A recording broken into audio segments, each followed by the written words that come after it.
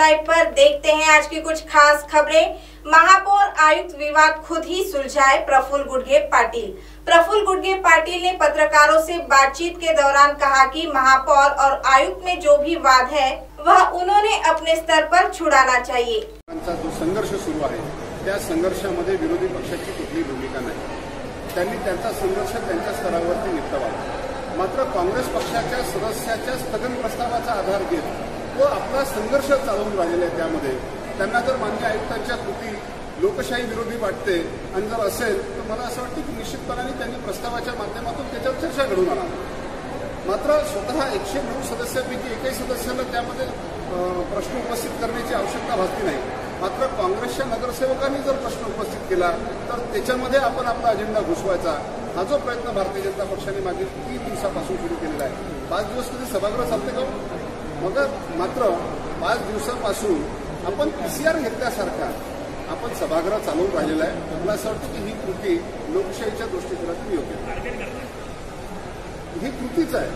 Target कसं आहे की त्यांचे जे काही आरोप आहे त्या आरोपाचे उत्तर आयुक्त देतील। आयुक्तांनी ते आरोप सत्य दिलं की असत्य दिलं त्याची शहानिशा पुन्हा सभागृहानं करावी। मात्र तुम्हाला ऐकूनच घ्यायचं नाही, ऐकून घ्यायचं नाही आणि त्या पद्धतीनं काँग्रेसच्या नगरसेवकांनी पॉईंट ऑफ ऑर्डर जर आपण घेतला तर तो अलाउ करायचा नाही। मात्र भारतीय जनता पक्षाच्या नगरसेवकाचा पॉईंट ऑफ ऑर्डर अलाउ करायचा ही कृती बरोबर आहे।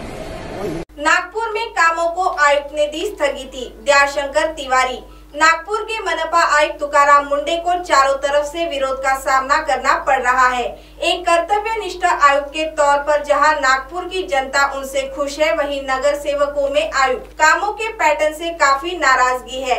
मनपा की आम सभा में भी पक्ष और विपक्ष के निशाने पर आयुक्त मुंडे ही थे। कल की आम सभा की समाप्ति के बाद नगर सेवक दयाशंकर तिवारी ने पत्रकारों से बातचीत के दौरान आयुक्त मुंडे पर एक और तीर छोड़ते हुए कहा कि नागपुर शहर में आदेशों की स्थिति में आए हुए कामों पर आयुक्त मुंडे ने स्थगिति लगा दी है।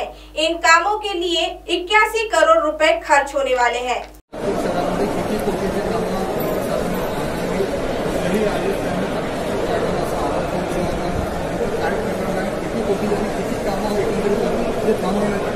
मुंडे साहेबांना सांगितल्याप्रमाणे आज मी सभागृहात प्रश्न विचारला। त्यांच्याकडे नेमका खरा आकडा नाही आहे, पण त्यांच्या म्हणणं असं आहे की माझ्याकडे उपलब्ध आकडेनुसार 61 कोटीचे कामे ज्यांचे कार्यादेश झालेले आहेत ते मी थांबवलेले आहे। याच्याशिवाय जवळपास 240 कामं असे आहेत ज्याचा आकडा नाही आहे, ते कार्यादेशच्या स्थितीपर्यंत आल्यानंतर मी थांबवलेले आहे असा त्यांनी आकडा दिला। मुंडे साहेबांनी जेव्हा आम्ही सभागृहात विचारलं की किती रुपयाचे काम तुम्ही थांबवलेले आहे ज्याचे कार्यादेश झाले आहे आणि तुम्हाला अधिकार आहे का, तर त्यांना अधिकार नसताना त्यांनी 81 कोटीचे कामं ज्यांचे कार्यादेश झालेले आहे असे थांबवलेले आहे। याच्याशिवाय जे कार्यादेशच्या परिस्थितीमध्ये आहे टेंडर घेऊन कार्यादेशसाठी त्यांच्या ऑफिसमध्ये पडलेले आहे असे सुद्धा काम आहे, पण ते कामांची संख्या 240 आहे, पण त्यांचा आकडा काय आहे ते हे सांगू शकले नाही। वर्धा में कोरोना संक्रमण के बीच स्कूल शुरू करने का लिया गया फैसला। कोरोना संक्रमण महामारी को देखते हुए इस साल राज्य सरकार ने सभी स्कूल बंद रखने के आदेश जारी किए थे, जिसे फिर से खोलने को लेकर अब तक कोई आदेश नहीं दिए गए हैं। ऐसे में विद्यार्थियों के भविष्य को लेकर सभी को चिंतित होना स्वाभाविक है। वर्धा स्थानीय प्रशासन, ग्राम पंचायत, स्कूल व्यवस्थापन समिति द्वारा विद्यार्थियों की पढ़ाई का नुकसान न हो, इसीलिए स्कूल समिति की ओर से स्कूल शुरू करने का निर्णय लिया गया है।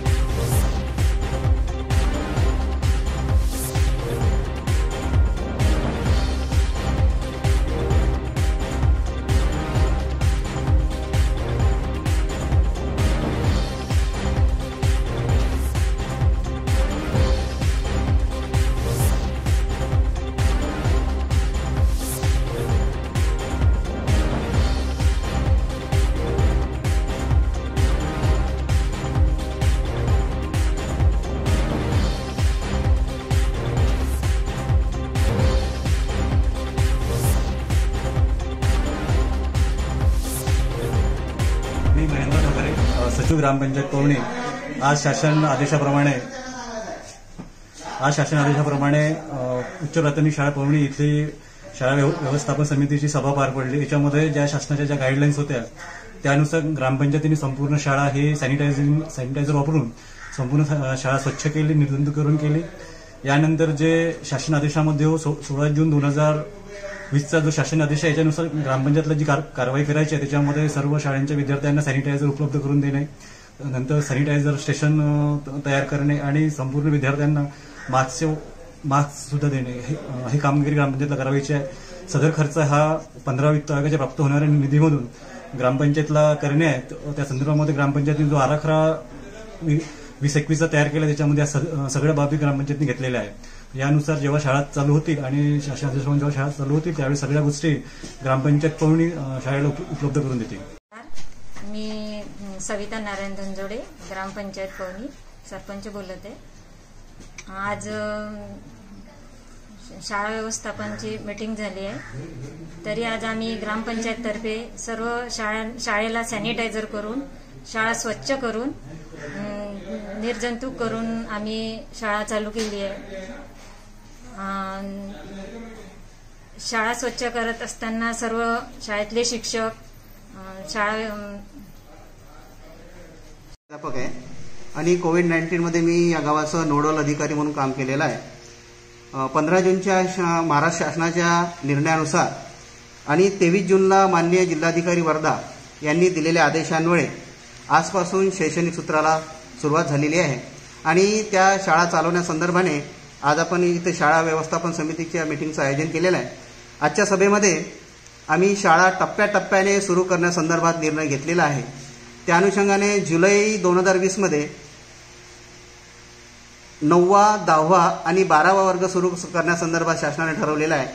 आमच्या इथे ते वर्ग नाही, त्याच्यामुळे जुलै महिन्यामध्ये आमची शाळा फक्त शिक्षकांच्या उपस्थितीत सुरू राहील। पण ऑगस्टमध्ये आमच्या शाळेतील 6वा आणि 7वा वर्ग सुरू होणार आहे आणि ते वर्ग आम्ही 2 शिफ्टमध्ये घेणार आहोत, कारण विद्यार्थी संख्या जास्त आहे। आमच्याकडे भौतिक साधन संपत्ती कमी असल्यामुळे आम्ही ती शाळा 2 शिफ्टमध्ये चालवण्याचा निर्णय घेतलेला आहे। ती शाळा आमची 9 ते 3 या कालावधीमध्ये चालेल। पहिली शिफ्ट ही 9 ते 12 या वेळात असेल, तर दुसरी शिफ्ट हे 12 ते 3 या वेळामध्ये आम्ही चालवण्याचा निर्णय घेतलेला आहे। अब आप हमारे चैनल को ऐप पर भी देख सकते हैं। प्ले स्टोर में जाकर MNS हिंदी लिखिए और ऐप डाउनलोड करें।